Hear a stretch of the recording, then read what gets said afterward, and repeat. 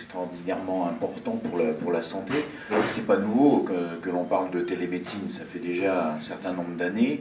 Tous les outils, je dirais, technologiquement fonctionnent. Il y a beaucoup d'opérateurs qui proposent déjà des choses. Le souci auquel on se heurte en France et dans d'autres pays, c'est simplement un problème, enfin, c'est d'abord un problème aussi d'infrastructure.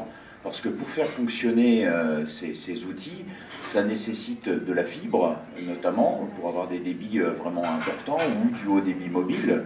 Et on voit bien qu'aujourd'hui encore, on n'est pas complètement au top. Alors il y a des pays beaucoup plus avancés, comme la Suède, où même quelqu'un qui est au fin fond de la forêt ou planqué dans un fjord pourra être suivi à distance par son médecin parce que justement il y a des infrastructures extrêmement performantes et qui autorisent ce genre de pratique. Maintenant, voilà, en France, on n'est pas encore complètement au point. Ça marche bien dans les grandes villes parce que les opérateurs concentrent leurs efforts et leurs investissements là.